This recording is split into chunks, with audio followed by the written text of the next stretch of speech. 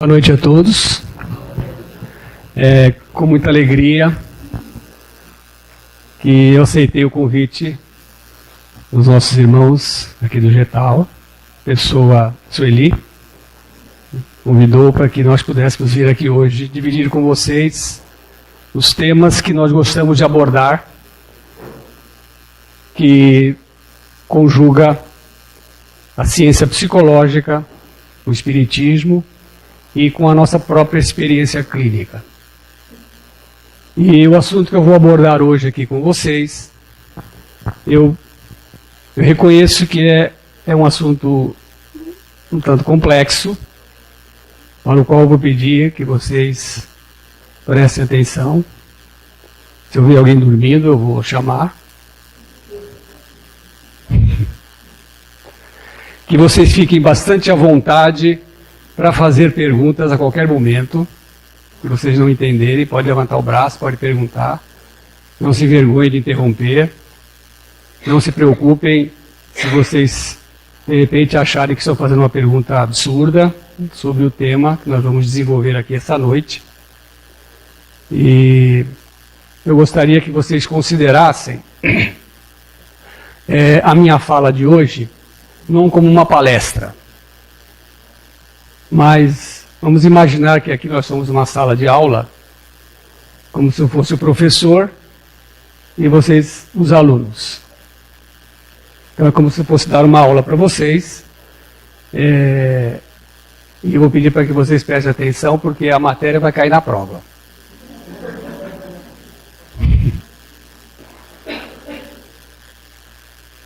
Então, muito bem.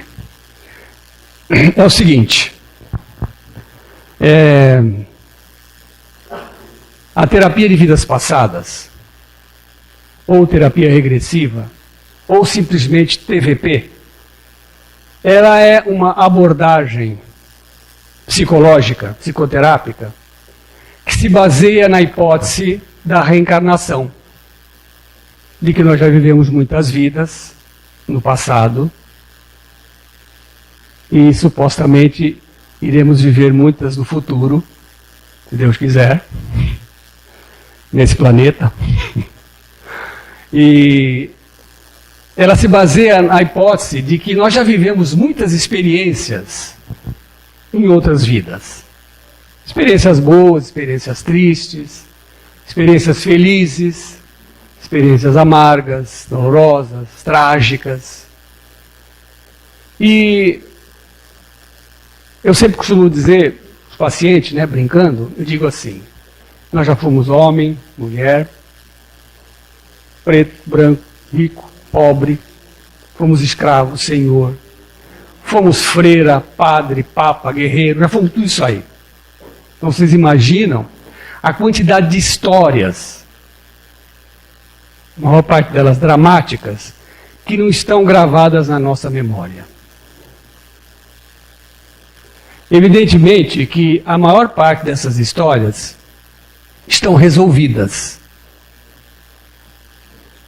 Pode ser que haja histórias difíceis, dolorosas do passado, mas que nós já resolvemos as questões pendentes dessa história. Mas existem histórias, existem personagens nossos de outras vidas, que é como se não tivesse resolvido. É como se tivesse alguma coisa ainda pendente do passado para ser resolvido. E às vezes, situações que nós passamos na vida atual, pode ser que desperte algum desses nossos personagens passados. Alguma dessas histórias é como se elas aflorassem na vida presente. Mas não em forma de lembranças, porque a gente não se lembra conscientemente. A não ser que faça regressão de memória. Tem até pessoas que sonham com vidas passadas, que têm flashes de vidas passadas, mas normalmente nós não nos lembramos. E como que essas histórias estão vivas e presentes na vida atual, no momento atual? Na forma de sintomas. Muitas vezes essas histórias do passado estão presentes, se revelam através de um transtorno do humor, como por exemplo a depressão, a psicose maníaco-depressiva, que é o transtorno bipolar. Muitas vezes se reveste num comportamento inadequado, numa ansiedade, numa dificuldade de relacionamento, num comportamento difícil, numa raiva, numa tristeza aparentemente sem motivo. Então, essas experiências do passado, muitas vezes elas se revelam dessa forma. E é o seguinte: esses personagens nossos do passado, que viveram essas experiências e que estão presentes hoje na nossa vida, eles estão presentes de forma assintosa. É como se eles fizessem parte das nossas vidas hoje, das nossas experiências. É como se esses personagens dessas experiências passadas estivessem vivos ao nosso lado, como pessoas, como um ser com o qual nós podemos inclusive até dialogar, conversar, trocar uma ideia. A médium Mônica de Castro, vocês devem conhecer, os livros delas são muito semelhantes aos livros da Zíbia Gasparetto. Ela, inclusive, edita os livros dela na editora da Zíbia. Os livros da Mônica de Castro são livros, histórias, romances muito conceituados no movimento espírita. Muitas pessoas já leram e gostam da Mônica de Castro. Ela escreveu um livro, recentemente, que eu acho que, inclusive, foi o último livro que ela escreveu, que se chama A Força do Destino. Então, a história desse livro é a seguinte. Ela se passa no ano de 2220, ou seja, século 22, no futuro, daqui 100 anos. E na história existe uma personagem que se chama, acho que Marina. E essa personagem, ela é casada e está esperando um filho. E ela tem umas visões, frequentemente, e que nessas visões surge uma pessoa, uma moça, que estaria vivendo 100 anos no passado, ou seja, estaria vivendo agora, em 2015. E a personagem principal, a Marina, está vivendo em 2215, vamos imaginar, 100 anos no futuro. E essas visões que surgem no pensamento dela começam assim se intensificar, e ela chega a relatar para o marido. E o marido diz assim: deve ser por causa da sua gravidez. Você deve estar super excitada, né, por causa da gravidez, ansiosa. E aí ela diz para o marido assim: só que eu tenho a impressão que essa moça está viva. Aí o marido: mas como viva? Você disse que ela vive no passado, há 100 anos atrás. Sim, eu inclusive vejo lá a casa onde ela mora, os problemas e os conflitos pelos quais ela passa com um filho pequeno. Consigo ver inclusive a idade que ela tem, o lugar onde ela trabalha. Mas não sei, eu tenho a impressão que ela está viva. E que eu conheço essa moça. Bem, eu não vou contar a história toda do livro, porque eu gostaria que vocês lessem. Certo dia, essa Marina está andando na praia, porque ela morava numa cidade litorânea. E ela está andando na praia, pensativa, inclusive com relação a essas visões que surgiam no pensamento dela. E, coincidentemente, a personagem lá do passado, que surgia nas visões dela, estava também caminhando na praia no mesmo local. Ou seja, elas estavam no mesmo espaço, mas em épocas diferentes, distantes uma da outra 100 anos. Entenderam? E aí, elas estão andando e, de repente, ambas entram num estado alterado de consciência e elas se veem uma a outra. Parece que todo o cenário em volta desapareceu E de repente elas se veem, se olham e conversam uma com a outra. E um detalhe, é a mesma pessoa. Ou seja, é uma encarnação da Marina 100 anos antes. Mas parece que essa questão acaba criando um paradoxo do tempo. Porque como é possível duas pessoas estarem no mesmo lugar ao mesmo tempo? Mas não são duas pessoas, é uma pessoa. Nós somos uma individualidade.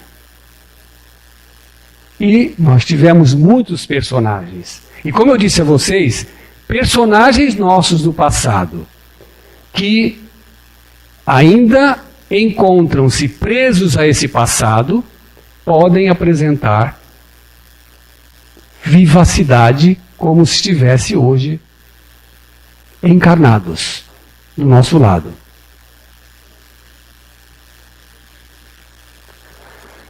Do ponto de vista do nosso cérebro, como é que será que nós poderíamos entender a questão do tempo?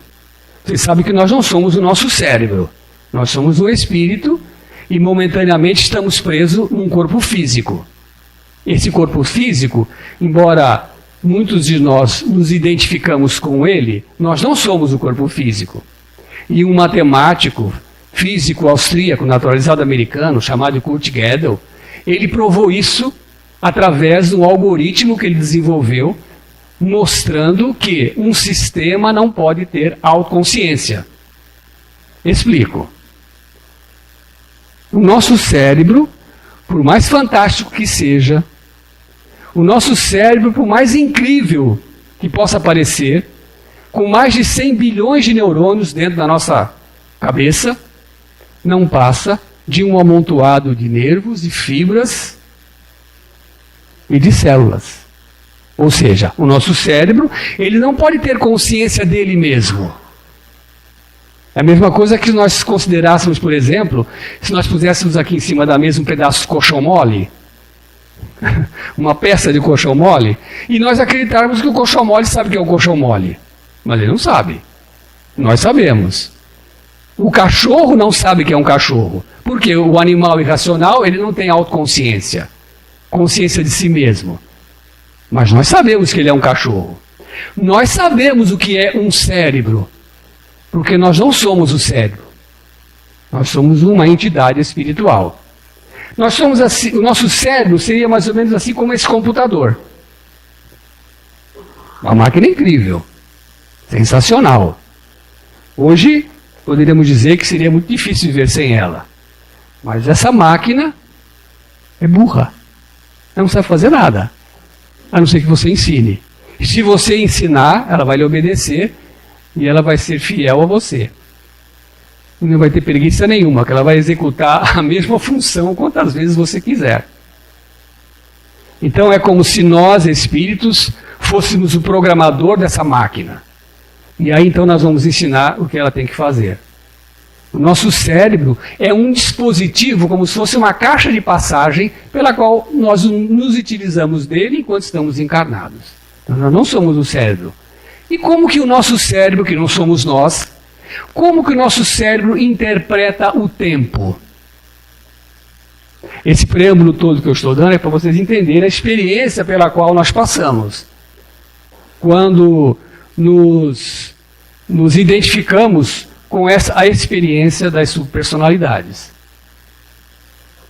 O Alisson Murotti, ele é formado em Biologia pela Unicamp, pós-graduado em Genética pela USP e pós-doutorando em Neurociência pelo Instituto Silk nos Estados Unidos. E atualmente ele é professor de Medicina da Universidade da Califórnia. O Alisson, brasileiro, ele descreve uma experiência do francês Michel Siffre, que queria provar como que o nosso cérebro identifica a passagem do tempo. Então o que ele fez? O doido do cientista. Ele se trancou dentro de um laboratório, uma sala assim ampla como essa, sem contato nenhum com o mundo externo. Ele ia passar dentro daquela sala o período de 1 ano.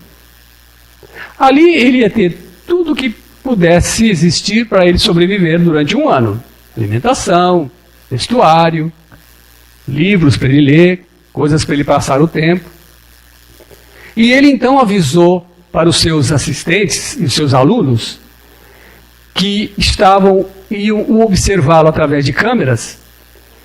Ele disse a eles que só retirassem ele lá de dentro, só abrissem aquela porta se houvesse passado 1 ano, ou se eles percebessem que ele corria risco de vida. Então ele começou a viver no laboratório. Inicialmente, ele até chegou a contar o tempo que estava passando, porque você sabe que nós temos dentro de nós, no nosso cérebro, um ciclo circadiano, que descreve a passagem do tempo, do dia e da noite. Mas como ele não tinha contato com o mundo externo, ele perdeu essa noção do dia e da noite. Ele não sabia quando o sol estava nascendo, quando estava se colocando. Então ele dormia quando tinha sono, comia quando tinha fome, fazia exercício, lia, ocupava o seu tempo. Passado um determinado período, os alunos abriram a porta do laboratório. E ele se espantou e disse: mas por que vocês estão abrindo essa porta? Eu disse que era para esperar a passagem de 1 ano. Assim, passou 1 ano. Mas na contagem biológica dele havia passado apenas 2, 3 meses. Ou seja, como que nós contamos o tempo? Nós contamos o tempo através da sucessão de eventos. Ou seja, as coisas acontecendo, nós vamos contar o tempo. Então, vem o Natal, vem o Ano Novo, Carnaval, Páscoa, nosso aniversário e assim por diante. O sol se põe, o sol nasce. E é assim que nós vamos contando o tempo. Se nós nos privarmos dos eventos do nosso dia a dia, nós paramos de contar o tempo. O nosso cérebro para de contar o tempo. Mas, e do ponto de vista espiritual? Como que nós contamos o tempo? Essa foi uma questão que Kardec fez para os espíritos. Como que os espíritos percebem o passado e o futuro? Como que os espíritos entendem essa questão do passado e do futuro? Kardec perguntou. Sabe o que os espíritos responderam? Quando nós nos ocupamos com eles se tornam presentes. Passado e futuro se torna presente. Então, no mundo espiritual, você já deve ter lido a respeito disso, deve ter ouvido falar, que para os espíritos evoluídos, para os espíritos mais adiantados, não existe passado e futuro. O que existe é presente. Então, o passado é presente, futuro também é presente. O Santo Agostinho, ele afirmou a respeito do tempo o seguinte: se ninguém me perguntar nada sobre o tempo, eu sei o que ele é. Mas se me perguntar, eu já não sei mais. Do ponto de vista espiritual, o tempo não existe.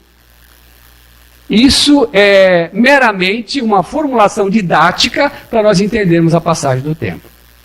Então, nós podemos dizer seguramente: o passado está presente e o futuro está presente. Vocês imaginam, vocês acham que para Deus iria haver alguma surpresa? Vocês acham que Deus, o Criador do universo, das estrelas, dos sóis, desse universo infinito, para ele iria haver alguma surpresa com relação ao futuro? Porque Deus conhece o futuro. Se Deus conhece o futuro, ele já existe. Vocês já ouviram falar daquele médium de premonição? O médium premonitório, ele consegue, através do estado alterado de consciência que ele entra, entrar em contato com um evento que ainda vai ocorrer. Então ele chega e diz assim: eu vi o acidente perfeitamente. Eu vi o ônibus caído, virado com as rodas para cima, e faleceram 25 pessoas. O número do ônibus e diz tudo. Tem médiuns premonitórios que acertam com precisão um acontecimento futuro. E esse acontecimento ocorre. Mas, se aquele evento não ocorreu, se aquilo não aconteceu, ele foi ver isso onde? Aonde que ele viu isso? Para ele ver, isso tem que estar em algum lugar. Para ele ir lá assistir o acontecimento e nos relatar. Se ele assistiu, porque esse evento existe. Em alguma parte da dimensão, alguma parte do universo, numa faixa de tempo que nós não conhecemos, ele existe. Então, nós podemos dizer que nós já existimos no futuro. Como também nós existimos no passado. E se nós consideramos que passado e futuro é presente, então as nossas vidas passadas não passaram. Elas estão presentes. Mas, se nós não nos ocupamos com elas, elas ficam no passado. Mas a partir do momento que a gente se ocupa com aquilo, ela se torna presente. Então, aquele personagem meu do passado, de uma outra vida, que eu estou me ocupando com ele em função de eventos que ocorreram e que não ficaram bem resolvidos, esse personagem que está ligado a essa história não está no passado. Ele passou a se tornar presente. Ele está ali do nosso lado. Entenderam? Esse personagem meu do passado, ele poderia até sentar nessa cadeira aqui e eu conversar com ele. Mas por que você está fazendo isso comigo? E poderia inclusive questionar ele a razão pela qual ele está agindo daquela forma. Porque esse personagem, ele ainda está preso àquelas situações do passado. Àqueles acontecimentos, muitas vezes trágicos, dramáticos, dolorosos. Às vezes, histórias do passado que têm a ver com a nossa personalidade difícil, orgulhosa, egoísta, que é o caso, então, que eu vou contar para vocês agora. A paciente eu vou chamar de Ana. Era uma jovem senhora de uns 40 anos de idade, mais ou menos, médica, e me procurou por causa do ciúme exagerado que sentia do marido. O ciúme que ela sentia era tão intenso que o seu casamento já estava terminando. Ele já estava numa fase de dissolução. A razão pela qual ela procurou a terapia, imaginando que talvez pudesse ajudá-la nesse sentido. E eu perguntei a ela, mas por que você sente tanto ciúme dele assim? Ele dá algum motivo para você sentir esse ciúme? Não. Você percebeu, sei lá, uma mensagem no celular, um bilhetinho, ou o seu marido chega tarde em casa? Não, nada. Não percebi nada. Ele não deu nenhum motivo. Mas, doutor, eu tenho certeza que ele está me traindo. Eu até vejo a cena dele me traindo, de braços dados com outra pessoa. E a Ana, a personalidade dela, era uma pessoa muito difícil. Era uma pessoa muito autoritária, muito mandona, muito exigente, controladora, muito ansiosa e uma pessoa muito orgulhosa.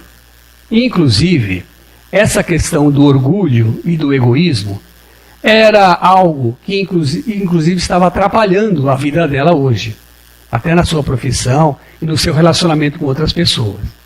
Então aí nós fomos então fazer regressão de memória. Nós fomos então tentar buscar no passado uma explicação para aquele ciúme exagerado e para aquele traço de caráter difícil que ela possuía. E aí ela trouxe uma história de um personagem dela que havia vivido no Antigo Egito há mais de 3.000 anos atrás. Ela era uma mulher muito bonita. Era uma mulher que pertencia à nobreza egípcia. Acho que ela era mulher de um sacerdote. Vocês sabem que o sacerdote também se casava.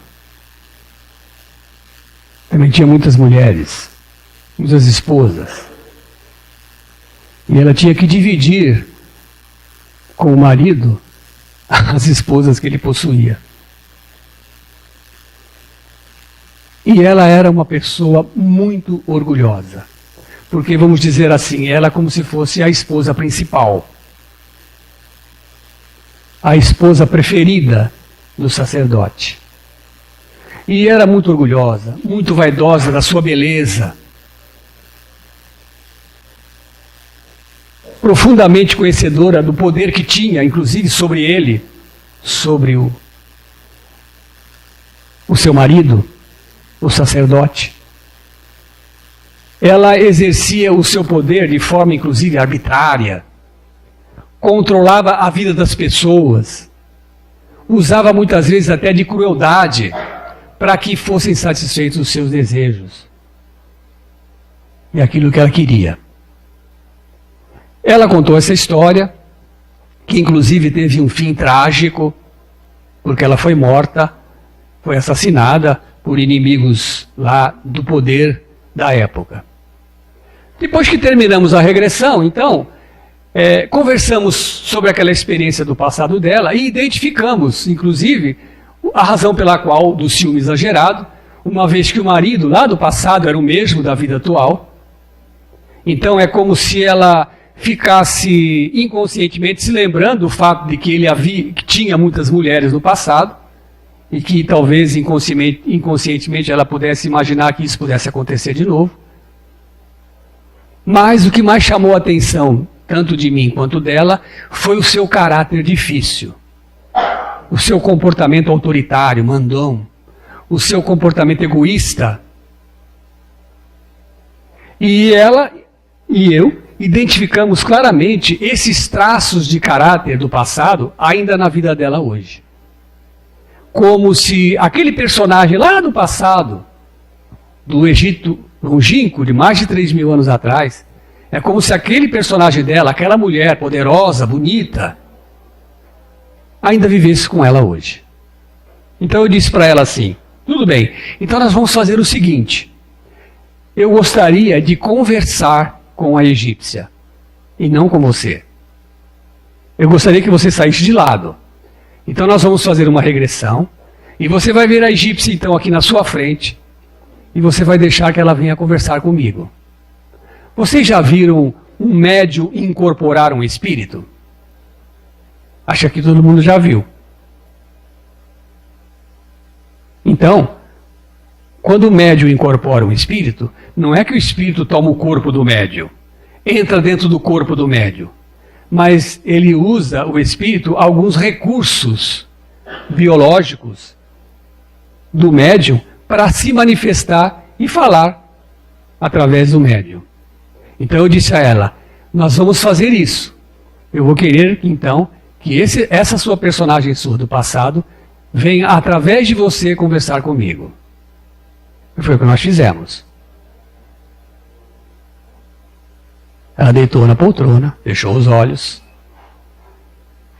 Eu disse algumas coisas para que ela pudesse relaxar. E aí então ela entrou naquele estado que a gente chama estado alterado de consciência. E foi percebido nitidamente o momento em que a egípcia se manifestou através dela. A personagem do passado. Porque ela deitada na poltrona já mostrou aquele semblante de arrogância, de altivez que ela tinha no passado. Aí eu perguntei, gostaria de conversar com você. Então, a partir daquele momento, eu não estava conversando mais com a paciente, mas com a sua personagem do passado. E eu disse, gostaria de conversar com você a respeito das coisas que você está fazendo hoje na sua vida, da forma como você está querendo viver a sua vida hoje e interferindo na vida da Ana. Estava falando com duas pessoas. E ela virou-se para mim e disse assim: você pensa que é fácil? Quem você pensa que é para estar se dirigindo a mim dessa forma? Eu falei assim: você não tem que disputar com ela a vida dela hoje. Porque ela precisa de você, mas você também precisa dela. Deus deu uma nova oportunidade para ela nessa vida. Ela reencarnou novamente para fazer as coisas diferentes. Coisas que eu tenho certeza que você não fez lá no passado. Aí ela se virou para mim e disse assim: ela é muito fraca. Eu tenho que dominá-la, eu tenho que ter essa vida para mim, porque ela não sabe conduzir a vida dela. Ela não sabe como lidar com as coisas, como lidar com as pessoas, como lidar com esse marido frouxo. Eu quero viver a vida dela. Eu vou viver a vida dela. E ninguém vai me convencer a demover dessa ideia. Todos os argumentos que eu usava para tentar convencê-la a desistir daquele intento, para aceitar nossa ajuda e levá-la para um tratamento, para se reconciliar, inclusive com o seu personagem atual, não surtiram efeito. Aí então, eu fiz o seguinte: eu fiz uma regressão de memória na personagem da paciente. Vocês estão entendendo o que eu estou explicando? Então eu tenho o paciente deitado na poltrona, mas quem está falando comigo não é mais ele, é um personagem dele do passado, como se fosse um espírito incorporado nele, e eu conversando com aquele personagem sobre os eventos e os fatos do passado. E todos os meus argumentos não foram suficientes para fazer com que ela mudasse de ideia. Inclusive, ela estava se sentindo indignada de estar ali conversando comigo. Porque ela achava que eu não tinha o direito de me intrometer em algo que não dizia respeito a mim. Então, o que eu fiz? Eu fiz uma regressão de memória no personagem, na egípcia. E eu queria que ela se lembrasse de qual havia sido a programação reencarnatória dela naquela vida do Egito. Então eu fiz com que ela voltasse no mundo espiritual antes daquela encarnação dela do Egito. Entenderam o que eu fiz? Fiz com que ela se lembrasse daquilo que ela havia se comprometido a fazer naquela experiência quando ela reencarnou como esposa do sacerdote. E aí então aconteceu o que a gente esperava. Ela se choca diante da realidade, porque ela começa a se lembrar de tudo aquilo que ela havia se comprometido a fazer, inclusive com aquele povo. Trazer para eles conhecimento, trazer para eles instrução, conforto. Era para isso que ela havia reencarnado naquela vida. E foi justamente nada disso que ela havia feito. E quando ela entra em contato com essa realidade dela, ela começa a chorar. Ela começa a se emocionar profundamente, percebendo o quanto que ela havia falido naquela experiência do Egito. O quanto que ela havia errado. O quanto que ela havia se comprometido diante de tudo aquilo que ela havia se programado a fazer e não fez. Ela começou a chorar e disse para mim: meu Deus, e agora o que eu faço? Falei assim: o que você vai fazer é o que a Ana está tentando fazer hoje e você não deixa. Porque você quer disputar a vida dela com você. Então você tem que deixar que ela faça o que ela veio para fazer. Que inclusive, disse a ela veio com uma profissão que é para ajudar as pessoas. Aquilo que você não conseguiu fazer lá atrás. Mas, e agora? O que vai ser de mim? Aí eu disse para ela. E foi realmente uma cena assim, vamos dizer, emocionante. Eu disse para ela assim: a primeira coisa que você vai fazer é você se despir dessa roupa. Porque, segundo a paciente que havia, ela se apresentava ainda com toda aquela indumentária formal de uma personagem que vivia no Fausto do Império Egípcio. Os colares de ouro, braceletes e pedras preciosas, aquela roupa feita de linho importada da Índia, que parecia seda, aquele ornamento na cabeça. E eu disse então, dispa-se de tudo isso, porque isso não faz mais parte de você. Então, a paciente deitada na poltrona, incorporada pela personagem do Egito, leva então a mão na cabeça, assim, de uma forma dramática, ela então arranca o chapéu de sua cabeça. E a partir dali então, ela começa a fazer a sua transformação. E a paciente depois descreve que já havia com uma outra vestimenta, uma vestimenta mais sóbria. E ela então, naquele momento, ela aceita a ajuda. E ela então é encaminhada para o tratamento. Aí vocês ficam imaginando assim, né? Mas como pode isso? Né? Uma parte de mim vai ser levada para um tratamento? Uma parte de mim falou através de mim? Uma parte de mim me influenciava na minha vida? E me fazia sofrer? E me fazia ter comportamentos? E me fazia apresentar uma personalidade que eu estava desesperada para me livrar dela? É por isso que muitos de nós vivemos um conflito hoje em dia. E esse conflito, ele se mostra na luta interna que nós temos, que nós travamos com o nosso eu atual, vamos dizer, a nossa personalidade atual dominante, que deseja realmente se transformar, se modificar. Inclusive agora abraçamos, né, as lides espirituais, entramos em contato com essas verdades difundidas pela doutrina espírita, abraçamos o Evangelho de Jesus, porque existe em nós um desejo muito grande de nós nos tornarmos uma pessoa melhor. Mas existe ainda personagens nossos ligados ao passado que ainda teimam em querer viver aquela vida que nós já queremos deixar de lado. E às vezes eles ficam disputando conosco. Então eu posso dizer para vocês seguramente o seguinte, que existem dois tipos de obsessão. Aquela obsessão clássica, ensinada por Kardec, que consta no Livro dos Médiuns, em que Kardec fala assim, influenciação espiritual, obsessão, subjugação, possessão e fascinação. Essa obsessão clássica, nós podemos dizer que elas são feitas pelos nossos desafetos do passado. São pessoas que nós ferimos em outras vidas, que ainda não conseguiram nos perdoar e hoje estão tentando a desforra. Estão querendo que a gente sofra o mesmo sofrimento que eles fizeram nós fizemos eles passarem. E existe a auto-obsessão. A auto-obsessão é provocada, como o próprio nome diz, por nós mesmos. A auto-obsessão é quando nós mesmos nos obsidiamos. Quem que nos obsidia? Os nossos personagens passados.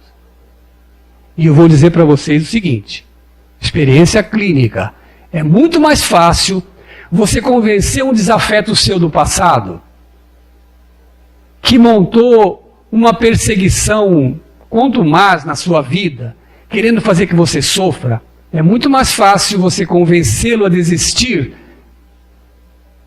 dessa perseguição e desse ódio. É muito mais fácil fazê-lo buscar um caminho diferente, esquecer aquele passado, tentar se melhorar, até pelo perdão que hoje a sua vítima faz, arrependido do que tem feito para ele no passado. É muito mais fácil você convencer ele do que você convencer um personagem seu que obsidia você porque quer ter a sua vida.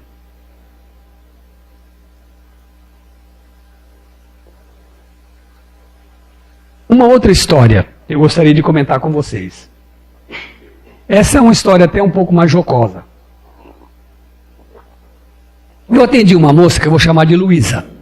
Então essa moça, ela tinha mais ou menos uns 30 e poucos anos, era advogada, E ela chegou no consultório, sentou na minha frente e disse assim: doutor, eu perguntei, como sempre faço, o que eu posso ajudar? Ela disse assim: doutor, eu ouço vozes.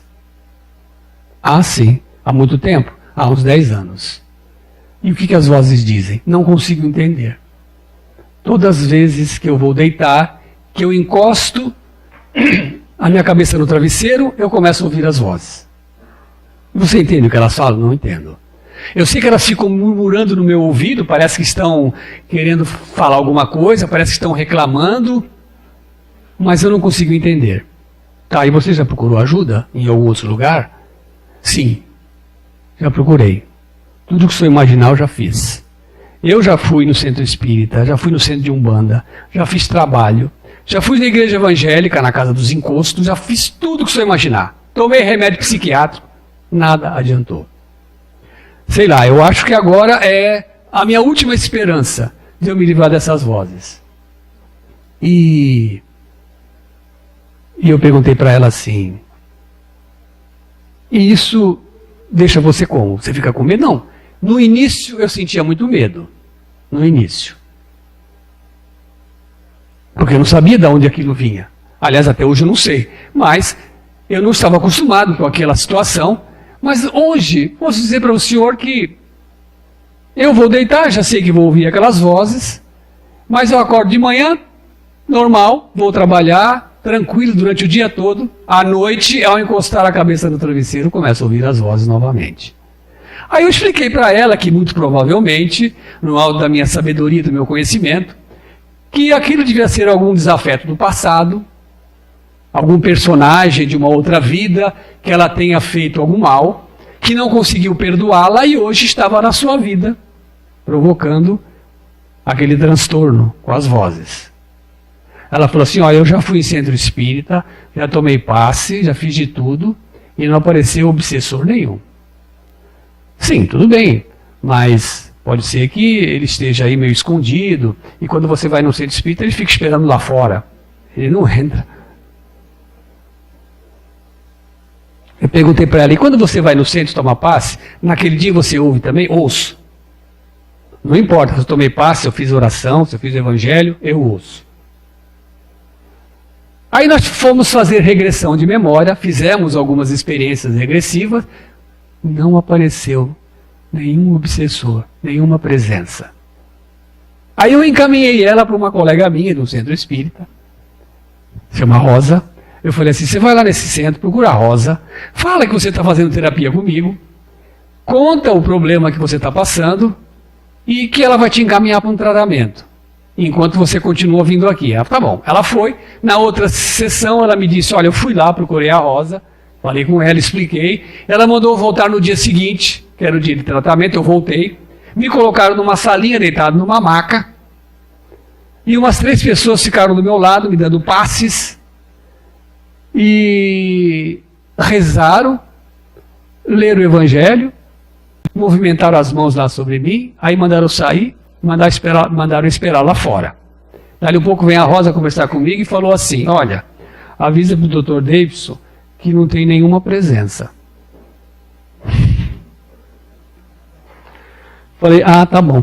Aí ela disse para mim assim: ah, eu gostaria de contar uma coisa para o senhor interessante sobre a questão.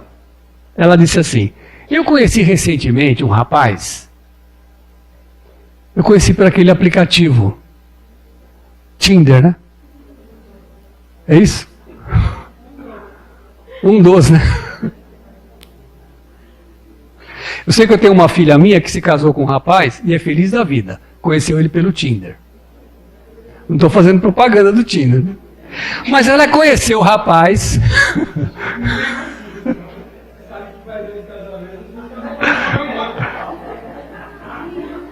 Deu certo, viu? Então ela falou o seguinte: eu conheci um rapaz, eu comecei a conversar com ele, e ele mora numa cidade que se chama Nova Chavantina. Essa cidade, você desce de avião em Goiânia, pega um ônibus e viaja mais 9 horas para chegar em Nova. Falei: mas não tinha um rapaz mais próximo para você conhecer? Falei assim: não, mas é que eu comecei a conversar com ele, E a gente começou a conversar, e a gente viu que gostava de muitas coisas em comum. Depois que eu fui ver de onde que ele era. Eu devia ter feito assim, como é que se faz? Um filtro, né, de localidade.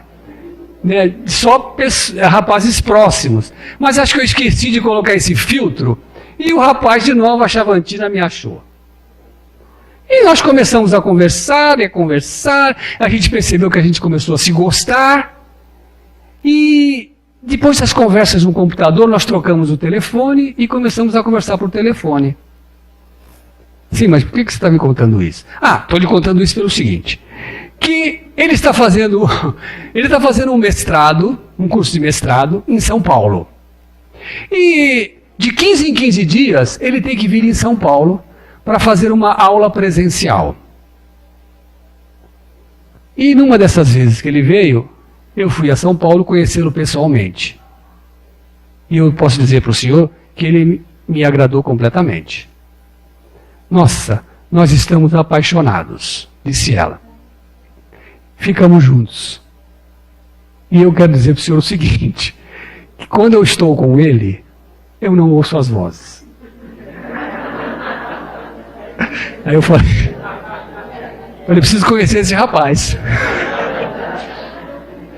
Médium de cura. O nome dele é Armando. Muito bem. E ela disse assim, e 15 dias depois, quando ele veio novamente para o curso de mestrado, ele desceu a serra e ficou hospedado na minha casa. Eu moro com a minha avó e com a minha tia, e elas adoraram ele. Ou seja, nascemos um para o outro. Embora ele mora em Nova Chavantina. E em casa também. Nós ficamos juntos, não ouço as vozes. Então eu estou com ele, eu não ouço as vozes. Ele vai embora, as vozes voltam. Então o negócio é casar com ele e dormir todas as noites com ele. Mas, brincadeiras à parte, nós fomos fazer regressão, depois de tudo isso que ela me contou. E durante a regressão, eu mencionei esse fato. Lembre-se, eu falei, lembre-se que quando você está com o Armando, você não ouve as vozes. Acabei de falar isso, ela disse, ele está aqui. Ele quem? O Armando. Mas como que você o vê? Qual é a aparência dele? Olha, ele está esquisito. É um outro rosto, mas eu conheço ele pelos olhos. Eu sei que é ele. A roupa também é diferente, uma roupa estranha, mas é ele. Tá. Pergunta para ele o que ele quer com você. Aí ela disse assim, olha, ele não fala nada, só sorri. Pergunta para ele por qual motivo ele está aqui. Ele tinha que estar lá em Nova Chavantina. O que ele está fazendo aqui? Aí ele não fala nada. Ele só sorri para mim. Aí então eu, por intuição e por experiência, disse para ela assim, olha, então você diga para ele, olhem só, diga para ele que ele não precisa mais vir à noite dizer para você que vocês precisam ficar juntos. Porque vocês já estão juntos. Diga isso para ele. Tá, eu disse. E ele? Não fala nada, só fica sorrindo. Tá bom. Então você fala para ele que ele pode ir embora. Foi embora. Nunca mais ela ouviu. Nunca mais ela ouviu as vozes. Aí pergunto para vocês. Eu estava fazendo essa regressão com a paciente, eram 5 horas da tarde. Provavelmente o Armando estava trabalhando lá em Nova Chavantina. Porque ele trabalha numa universidade. Ele é funcionário da universidade. Ele estava lá tranquilamente trabalhando. Quem é que foi lá no consultório? 5 horas da tarde. O personagem do Armando, de uma outra vida. Que vida? Uma vida que apareceu depois. Nós fomos fazer regressão, após isso, no outro dia. E aí então veio a história que foi possível entender todo esse mecanismo. Eles viviam numa cidadezinha e ela era a filha de um homem muito rico. Eu acho que ele era um suzerano, o poderoso da cidadezinha, da cidade, uma cidade medieval. E um dia, ela está numa feira livre, que acontecia periodicamente na cidade, na vila, quando ela conhece um rapaz pobre, mas se apaixonam profundamente um pelo outro. E é óbvio que a família dela jamais iria permitir que ela se casasse com uma pessoa como ele, pobre, do povo. Então eles se encontravam escondidos, até que ela engravida. Quando a família dela descobre que ela estava grávida, acabam com ele, matam o Armando, lá no passado, matam ele, e levam ela para longe, para uma outra cidade, para que ela tivesse o bebê. Depois que o bebê nasce, eles desaparecem com o bebê. Ela ficou tremendamente revoltada e angustiada, e pouco tempo depois ela acaba se suicidando, e se encontra com o Armando, que estava obsidiando a família dela. Então foi uma vida trágica, uma vida difícil, dolorosa. Passado muito tempo, eles se reconciliaram um com o outro, se reconciliaram com as famílias, e tinham então programado para a vida atual, para essa vida, se reencontrarem. Para então, finalmente, poderem ficar juntos. Porque assim foi que a lei permitiu. E ele, desesperado, o que fazia?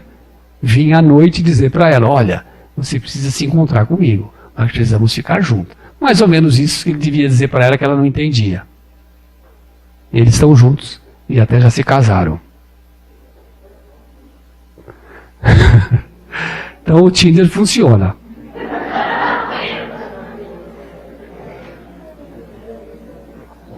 Bom, oi? Oi? Pode falar.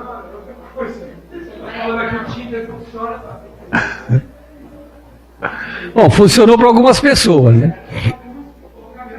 Olha, pode fazer. Você se refere várias vezes usando o termo personagem. Isso. Eu, na minha ignorância, imagino o espírito como uma coisa invisível.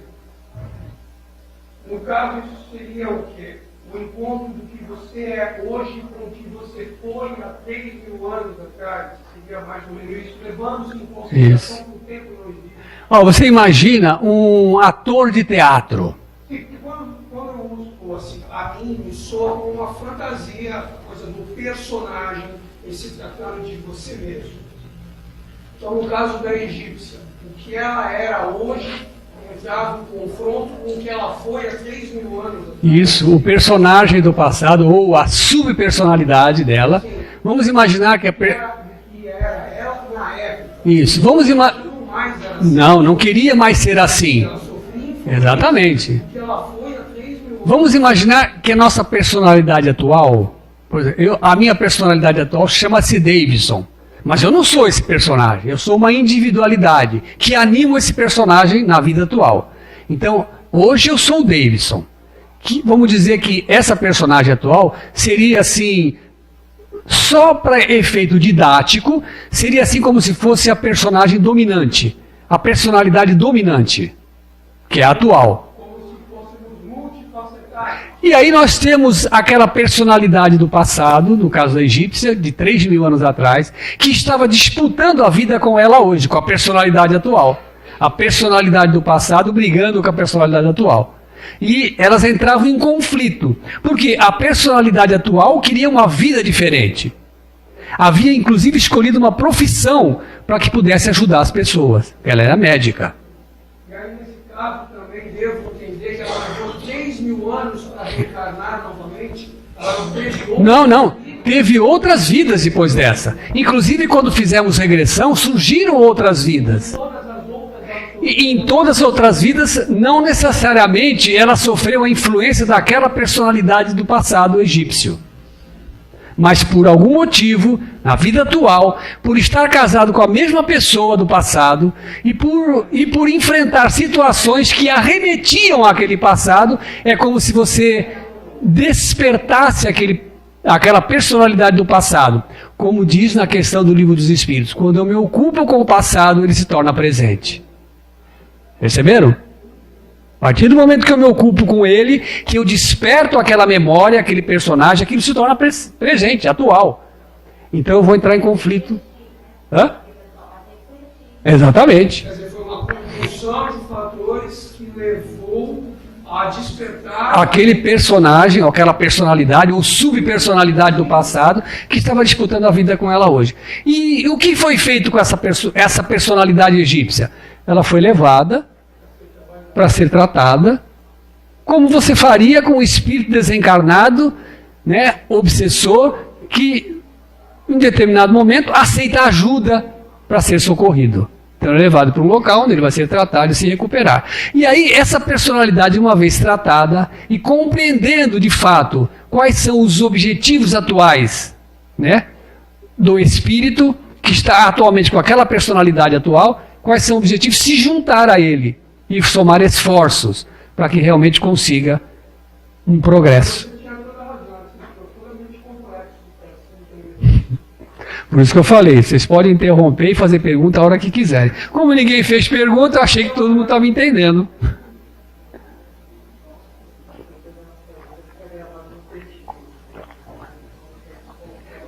Pessoal, entenderam? Já tinha ouvido falar disso? Faz sentido?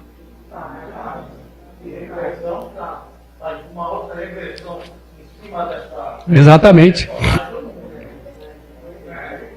Fizemos regressão no personagem. Como você pode fazer também uma regressão de memória num espírito incorporado no médium. Então, por exemplo, o espírito está incorporado no médium. E ele é um espírito que está exercendo uma influência negativa num terceiro. E você tenta argumentar com ele, convencê-lo a desistir, a perdoar, ele não consegue perdoar e desistir daquela vingança. Então você faz uma regressão nele e descobre e faz com que ele se lembre o porquê que ele passou tudo aquilo na mão daquela pessoa. E muitas vezes esse recurso surte um efeito positivo. Porque de repente ele descobre que ele não é só vítima, porque ele é algoz também. Só que é muito fácil nós nos lembrarmos só daquilo que fizeram para nós. Mas quando a gente se lembra do que nós também fizemos, aí nós somos levados a repensar a nossa atitude, nosso comportamento. Eu acho que o que torna mais complexo é o fato de ser você mesmo. Quando envolve uma terceira pessoa, Exatamente. eu acho mais palatável, mais fácil de entender. Quando se trata de Você mesmo? de 10 mil anos. Exatamente. Eu dizer para você que o seu personagem do passado, ele está sentado aqui agora, eu vou conversar com ele, dá um tempinho aí. Vou conversar com ele para tentar fazer com que ele entenda o que você quer hoje da sua vida. Que ele não pode ficar brigando com você, ele tem que se juntar a você. Porque você precisa dele, dos conhecimentos que ele possui, das informações que ele tem, das experiências que ele já passou. Você precisa dele, como ele precisa de você. Perceberam? Você sabe que tem atores de teatro que às vezes eles representam muitos papéis no teatro. E às vezes eles representam certos papéis e eles vivem aquele papel com tanta intensidade que muitas vezes eles são precisos passar por um processo terapêutico para se desligar daquele personagem. Por quê? Porque muitas vezes, ao representar aquele personagem, entra em ressonância com ele experiências semelhantes que ele já viveu em outras vidas. E ele desperta aquele personagem. Quando você se ocupa com o passado, ele se torna presente. Você entender isso, você vai perceber que, na verdade, tudo é presente.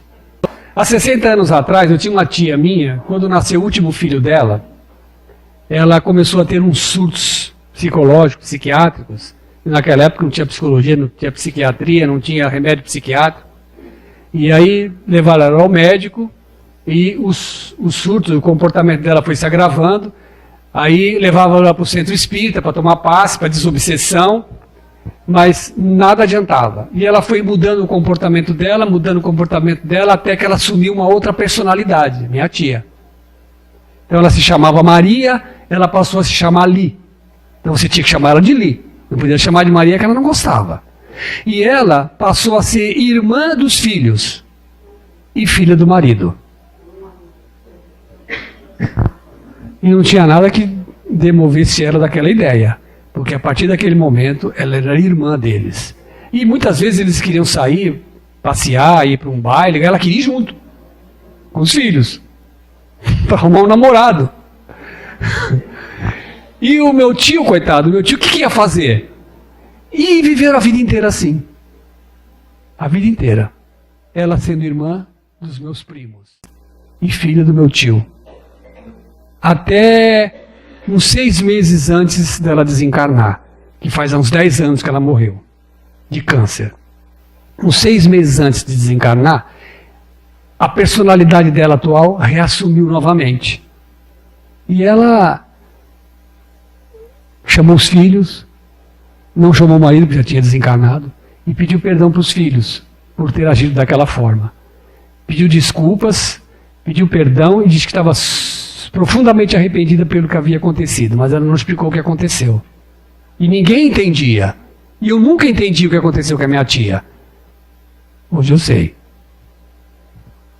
Eu sei que uma personalidade dela do passado assumiu a vida dela, completamente, profundamente. Como se tivesse tirado, como se tivesse feito um transplante integral.